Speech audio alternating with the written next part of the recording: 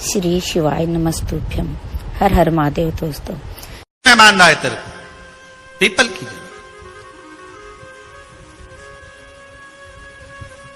शनिवार के दिन जो पीपल के वृक्ष में सरसों के तेल का दीप लगाता है उसको शनि कभी परेशान नहीं करता। एक बात हमेशा ध्यान रखिएगा, मान लो अगर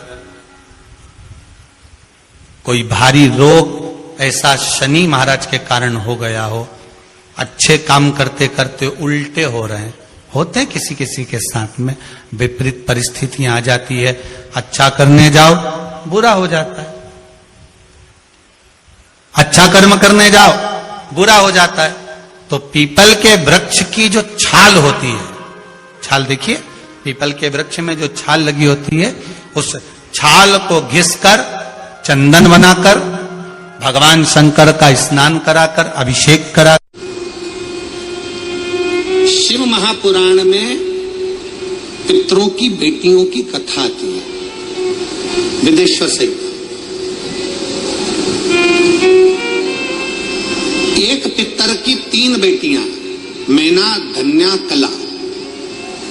मैना जी की गोद में पार्वती जी, धन्या सुनैना बनी जिनकी गोद में माता सीता जी, कला कीर्ति बनी जिनकी गोद में राधा जी। ये पितरों की कन्या। राधा जी के नाना जी का नाम पितृदेव है, सीता जी के नाना जी का नाम अगर देखा जाए तो पितृदेव का वर्णन है, पार्वती जी के नाना जी का नाम आएगा तो पितरों का वर्णन आएगा, क्योंकि पितरों की 3 बेटियां हैं, मैना, धन्या और कला।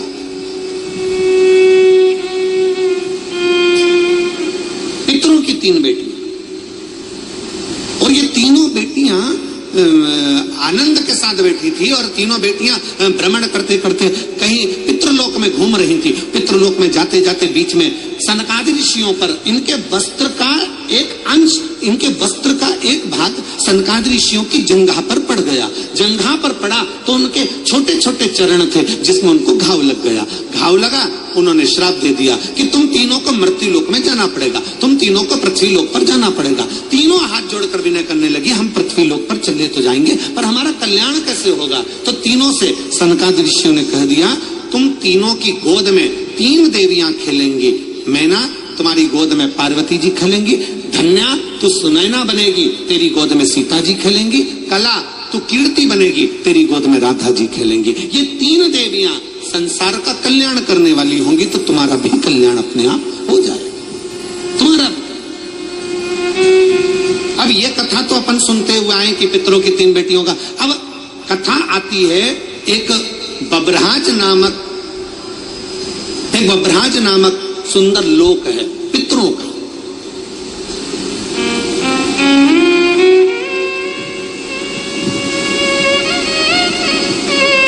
बब्रहाज नामक एक सुंदर पितृलोक है, बड़ा सुंदर पितृलोक है,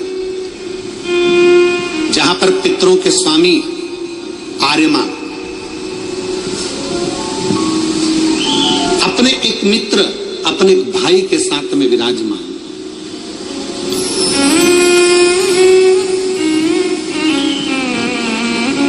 बब्रहाज नामक लोक में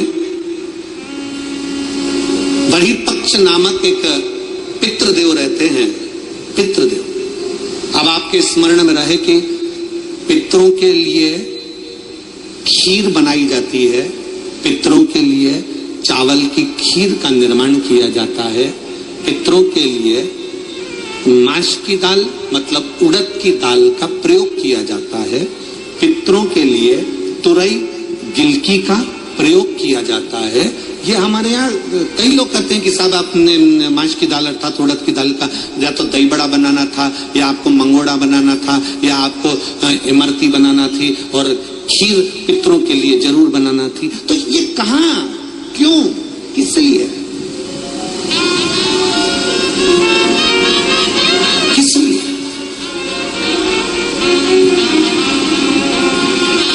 शिव महापुराण की कथा कर रही है। बब्रहाज नामक सुंदर लोक में, पितरों के लोक में बहिर्पक्ष नाम के एक पितृ विराजमान है।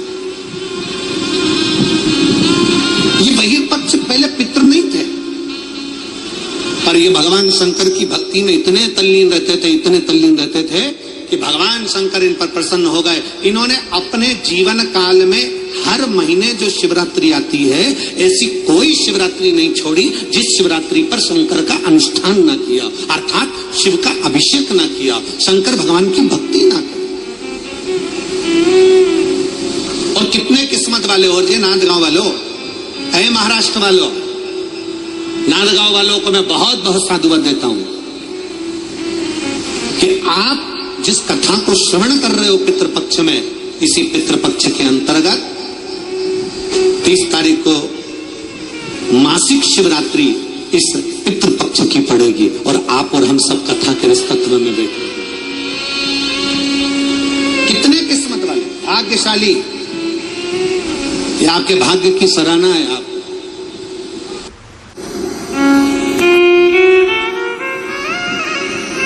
और आज कितनी तारीख है?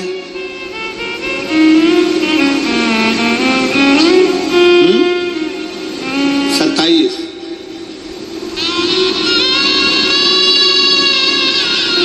बाबा की भक्ति का एक आनंद अपने जीवन में हमें लेना,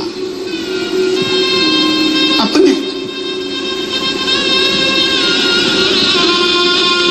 दही पक्ष शिव की भक्ति में लगे रहते थे, पंचाक्षर मंत्र, षडाक्षर मंत्र का प्रयोग करते थे। ओम नमः शिवाय, ओम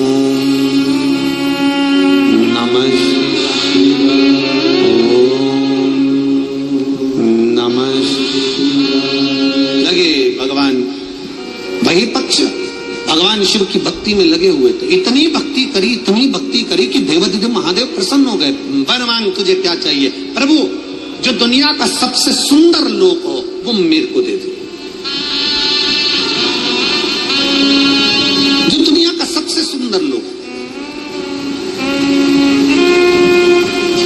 कई लोग कहते हैं गुरुजी हमारा दुख नहीं कट रहा, हम बड़े तकलीफ में, हमारा दुख नहीं कट रहा, हमारा दुख बड़ा परेशान करे जा रहा है, हमारा दुख नहीं कटता, हमारा दुख समाप्त नहीं होता। हमारा निवेदन है, जब रावण, हमारे लोग कहते हैं हमारी समस्या समाप्त नहीं हो रही, हमारी समस्या खत्म नहीं हो रही। हम कहते हैं जब रावण, कंस, हिरण्यकशिपु, हिरण्याक्ष, बकासुर, अघासुर, पूतना, ताड़का आदि जितने भी हैं असुर, जब वो समाप्त हो सकते हैं तो आप अपना कर्म करते जाओ, एक लोटा जल देवाधिदेव महादेव को चढ़ाते जाओ। जब रावण समाप्त हो सकता है, कंस समाप्त हो सकता है, तो तुम्हारा दुख भी समाप्त जरूर होगा, निश्चित। बच्चे है कि थोड़ा समय लगेगा, थोड़ा आप लोगों को, आप सोचे कि हमने तो आज से जल चढ़ाना प्रारंभ करो, कल हमारा काम हो जाए, कल से जल